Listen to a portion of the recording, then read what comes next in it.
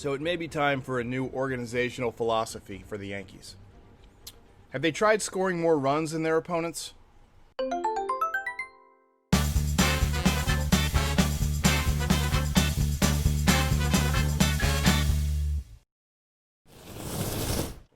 Okay, this entire episode is going to be about how do you fix the Yankees? Because obviously something is broken.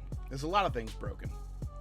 I've been watching for 30 years, and this may be the most overrated Yankees team that I've encountered in that time.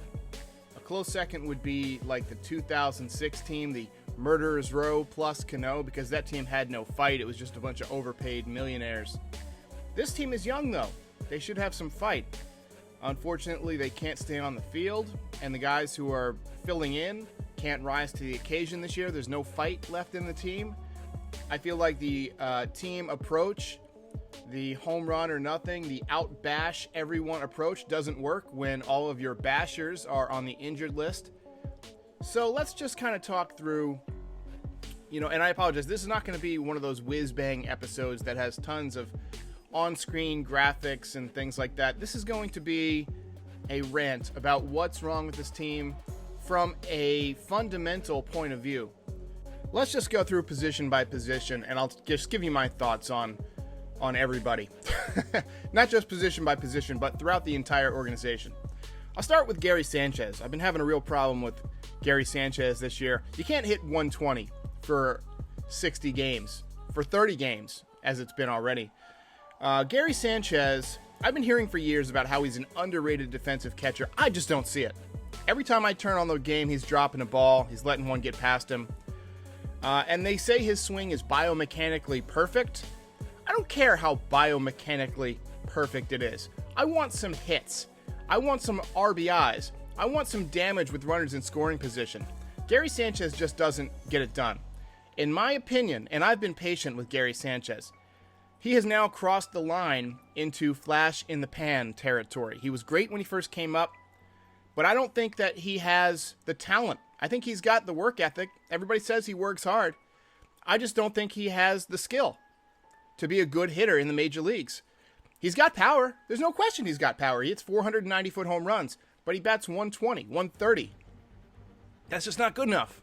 You got to do better than that. So maybe, I wish the Yankees could do something like, train one of their decent minor league hitters that's kind of on the cusp, like a Mike Ford or somebody like that, to be a catcher, to be a backstop.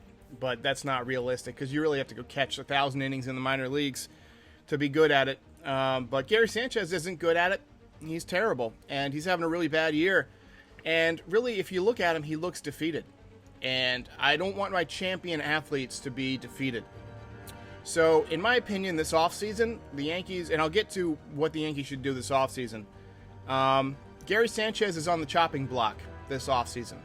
That's number one. Let's scoot over to first base. Mike Ford and Luke Voit. I think they're both doing fine. Mike Ford is doing what is expected of him. He's not the same guy he was last year. The league's learned to pitch him a little bit. That's to be expected. Luke Voit is a top 5 first baseman in the major leagues at this point, I believe. Guy's outstanding. He's struggling with some foot issues. Who isn't struggling with some injuries right now? I don't know. I don't know how he solved the injury problem. I don't think anybody knows, because if they did know, they would solve it.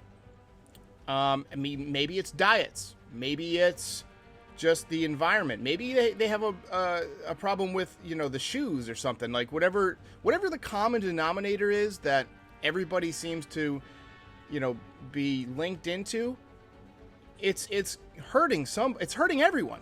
It's, everybody's hurt. I just don't get it.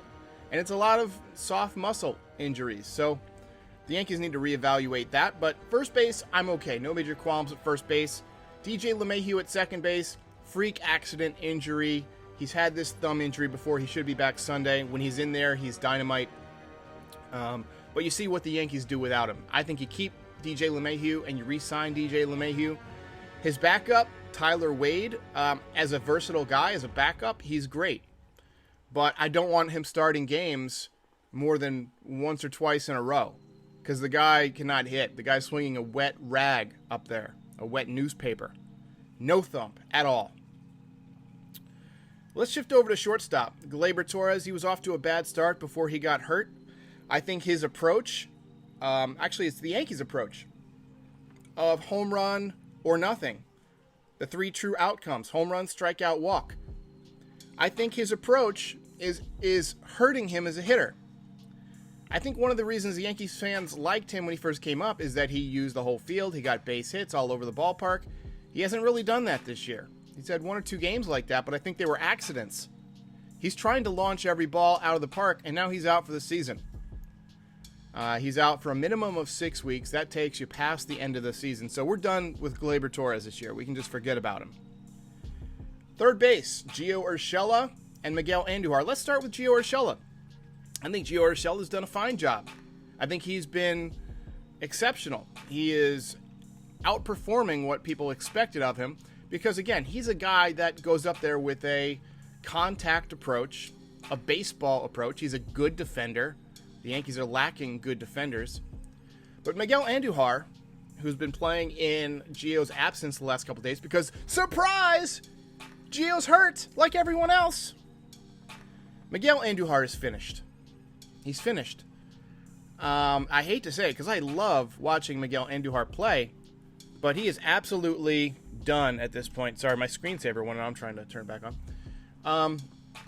When Greg Bird came back, and I did some comparisons to this from that shoulder injury, he just didn't have the bat speed anymore. And as somebody who's dealt with this injury, I know that it can feel like it's okay, this shoulder, this labrum issue, but it really does affect your bat speed. It really does. You might feel okay, but there's just slight mechanical differences that come from having a slightly weaker back shoulder. And in my opinion, Miguel Andujar is finished. A lot of people say, oh, let's trade him. Who are you going to trade him for? Who wants a guy who can't hit and can't field? They're stuck with him. He needs to be in AAA. Left field. Well, we have this rotating outfield now because guys can't stay injury-free. But let's start with Mike Tauchman. I think Tauchman's an excellent defensive player. I think he was red hot with the bat earlier this season. He stays on the field for the most part, so I like Tauchman. He's the type of player, he's part of the solution. I think he's fine. Let's keep Tauchman. Let's scoot over to center field where Aaron Hicks and Brett Gardner, I'm going to lump them together as center fielders because they're both, in my opinion, center fielders. Aaron Hicks is awful. Awful. I know he got a base hit to right field last night, but he's lunging at everything from the right side. His approach is to get all the way out on his front foot and just flick the bat at the ball. You're not going to generate any force behind your swing like that. You're not going to drive the ball anywhere. And then lefty, he's trying to pull everything into the upper deck. And all you really have to do is throw him off-speed stuff away and then tie him up with fastballs up and in to keep him honest, to keep him from getting on that outside corner and hooking the ball. I can see it. I guarantee I throw about 75 miles an hour right now on a good day. I guarantee you put me in there against Aaron Hicks, he's going over. I guarantee it because I know how to pitch him, because I can watch, because I have eyeballs. Aaron Hicks is an easy out right now. Brett Gardner is finished. He's washed up. The Yankees need to do something with him. I thought Estevan Florial he's got a pretty swing. I mean, you can throw him change-ups away. Maybe he'll learn, but he looks good on defense. He's got some speed. Maybe he's the guy that replaces Brett Gardner as the fourth outfielder. Brett Gardner's a good guy to keep around as maybe your strength and conditioning coach because he's a baseball player. He understands, what stretches you need to do. He's not one of these scientifically trained guys who's getting all of his information from a textbook. He's been playing baseball for over a decade at major league level, and he almost never gets hurt. Now, he's not a very good player anymore, but during his prime, he was really good. And he understands, keeping your legs healthy and stuff. I think you transition Brett Gardner to a coach and a clubhouse leader. You don't need him on the field. You need him in the clubhouse. And that's why they have him. Make him a coach. Make him an outfield coach. Maybe he can teach Miguel Andujar how to play the outfield, though I'm not sure Andujar it'll do any good at this point. Right field. I've seen a lot of people saying trade Judge. It's way too early to trade Judge. I think you need to teach Judge how to be healthy. I'm not a big subscriber to this, get giant, big, hairy monsters philosophy that Brian Cashman has, where you get Judge and Stanton, who are basically, let's be honest, the same player, and now they're showing the same kind of ailments. Judge is only a bit younger than Stanton, and he's starting to have the same kind of pattern to his injuries, where they're getting more and more frequent. In a couple years, it's going to be unsustainable. I love Aaron Judge, but maybe they built that right field, Judge's chambers a bit too early. Maybe wait till you re-sign him. But right now, he's costing himself some money, and he's costing himself his Yankees legacy. He's costing himself some career numbers, and him being out all the time is costing the Yankees some wins because they rely on him. There's no question he's a superhuman player and a superhuman athlete when he is on the field, but I don't think you can call somebody a superhuman athlete overall if they can't stay on the field. Little injuries. Now, last year he played through a collapsed lung and a broken rib, so he's obviously got a high tolerance for pain. But he's also got this, I don't want to call him dishonest. I like Aaron Judge, but he's got to be more forthright with the trainers if he's feeling something. And I get he wants to be out there. Maybe it's the approach. Maybe they're playing too hard. Maybe, I don't. It doesn't look like it, but I can't explain it. They look pathetic out there. And then Giancarlo Stanton. That's going to go down as one of the worst trades in Yankees history if you go back and look at the trades they've made in the past, the contract that he has. Guy just can't stay on the field. We've seen that some guys just can't stay healthy. Being healthy is a skill, in my opinion. Guys don't stay on the field all the time by accident. You have to be able to deal with pain and avoid injuries, and it is a skill. There's no question about it. Some guys can do it, some guys can't. And Giancarlo Stanton is a guy who certainly cannot stay healthy at this point. The pitching staff outside of Garrett Cole and Jordan Montgomery has been very subpar. Masahiro Tanaka's been good at times. He's a free agent. Do you re-sign him?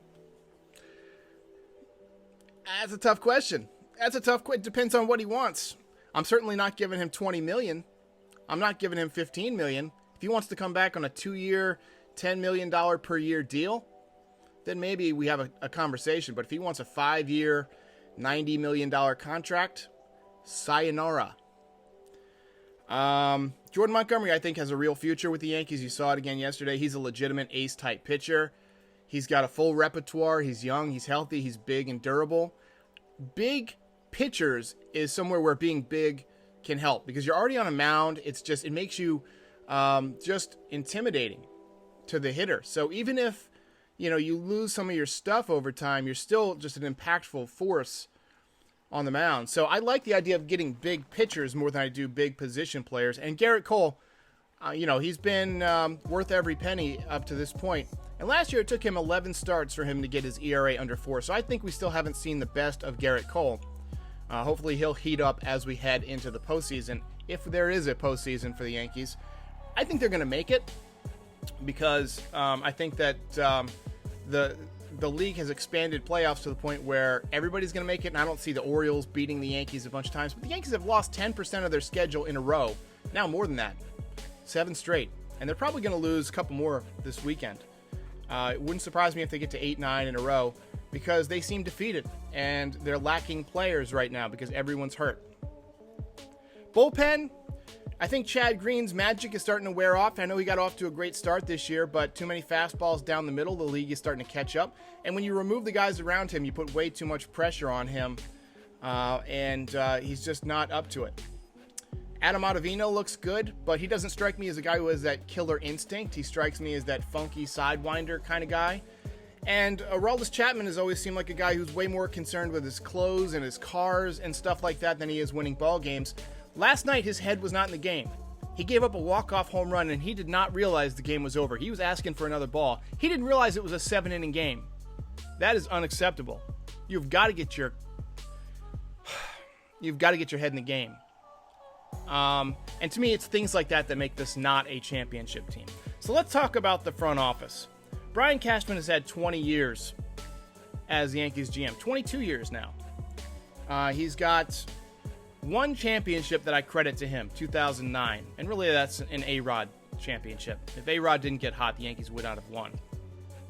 A lot of playoff disappointments, a lot of this big, hairy monster strategy, and every year it seems like the epitaph for the Yankees is the same thing. It's either too many injuries or it's failure to hit with runners in scoring position in the postseason.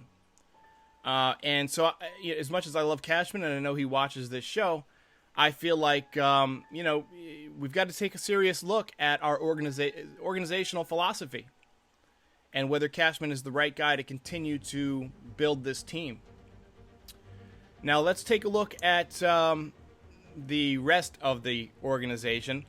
I feel like Hal Steinbrenner's been, willing to spend. He's been, pretty good about building up this team. We got the new stadium built, I like Hal Steinbrenner, but the guys below him are just not getting it done. We supposedly, took the next step to modernize the organization this winter with Matt Blake and Eric Cressy. So far, they've both been massive disappointments. We're off to a worse start than last year. The health of this team has been atrocious for 3 straight years, and it's been way more than just fluke injuries. It's been just repetitive soft tissue injuries, and at this point, you have to blame it on the philosophy of, how they're training these guys and the types of athletes that they bring in. So, in my opinion, this team needs a total organizational reboot after this season. They need a re-evaluation, much like the Red Sox did a couple years ago. After they had a really bad year, they reloaded, they won a championship. Now, you don't want to trade the farm. I saw a few people saying the Yankees should deal as many players as possible. I don't think so. I think you got to make the right moves. I know that Garrett Cole and Trevor Bauer have a beef, but Trevor Bauer is the type of athlete that you want. He's got that swagger. He's got that desire to win, to be the best, that cocky attitude. That's what I want. I want the Yankees to be cocky and unlikable, but I also want them to win. I want them to be good. And having that type of pitcher, that's somebody the Yankees should target, for sure. I know it's too late to get a guy like JT Realmuto. He would have been a good addition behind the plate. A couple years ago, they said they weren't going to sign Machado or Harper. Harper is a guy that I would have signed. I would have spent big bucks on Harper because he stays on the field. He wants to win. He wants to be the best. He wants to be a Hall of Famer. That's the attitude you have to have. You can't have this soft attitude like Giancarlo Stanton has. You can't. You can't be a wimp. You got to be a tough. To take New York, and that's something that George Steinbrenner understood. You have to get players who know how to deal with New York. If you go run and hide in the trainer's office every time things get a little sore for a month at a time, then we don't want you. So hopefully the Yankees can turn it around. I'm really disappointed in the way this season has ended up so far. And I was looking forward to making these videos really fun and having a really good time every day talking about a Yankees fun season. But hey, this is part of being a fan. You have to deal with the good times and the bad times. You can't be a fair weather fan. I've never been a fair weather fan. I lived through the early 90s. When I became a Yankees fan, they were terrible. And good times came and they will again. But in my opinion, this organization is headed in the wrong direction. They've got some wrong philosophies in terms of player health, in terms of player acquisition, in terms of on-field strategy and things they emphasize. They emphasize velocity and power and size instead of baseball skills. Instead of guys who, really know how to play the game and know how to win. You need more DJ LeMahieu's. You need more Luke Voits. I don't know who's out there. I don't know who's available. But right now, this team is hard to watch. I will see you for the postgame. Go Yankees. Hey guys, help support the podcast by buying swag from my store. Link is in the description. Hey guys, help support the podcast by buying swag from my store. Link is in the description.